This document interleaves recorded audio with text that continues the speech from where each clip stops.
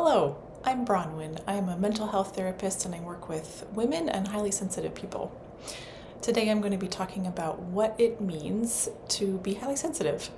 I get asked that question a fair amount of times as a therapist who works with highly sensitive people. What does that mean? What does that look like?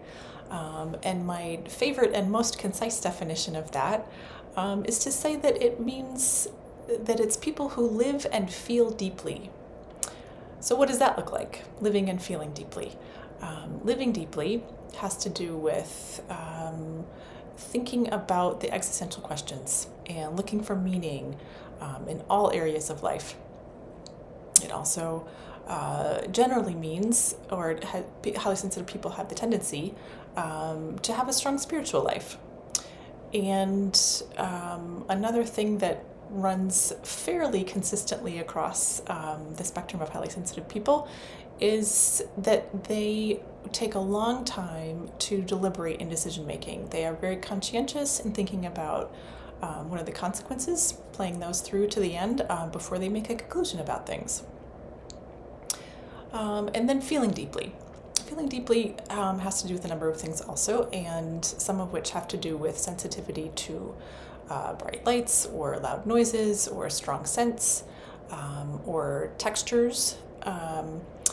And what I mean when I say feeling deeply largely has to do with empathy.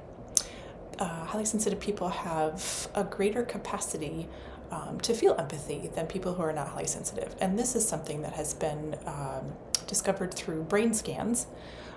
Everyone, all people, highly sensitive and not highly sensitive, have mirror neurons, which have been discovered fairly recently by the scientific community, neuroscientists, that's mirror neurons are the part of the brain that allows us to feel empathy, which empathy being defined as actually being able to feel what another person is feeling, put yourself in their shoes, and actually feeling the same things is what the brain scans have shown.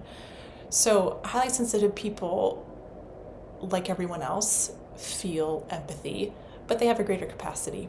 The brain scans have shown that highly sensitive people's mirror neurons in their brain are more active than non-highly sensitive people. So biologically, highly sensitive people have a greater capacity to feel empathy. And so that's a large part of what I mean when I say feel deeply. So my most concise definition, highly sensitive people are ones that live and feel deeply.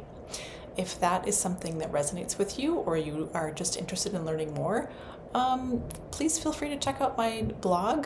The link to that is listed below. I have other blog posts about highly sensitive people, what they need, what it looks like, tips on how to thrive as a highly sensitive person. You can also check out the books that Elaine Aron has written. She is the psychologist who has done a lot of the research in the past 30 years about highly sensitive people, and she's written lots of books about that based on her research. So there are lots of resources out there. I hope this has been helpful today. Thanks for watching.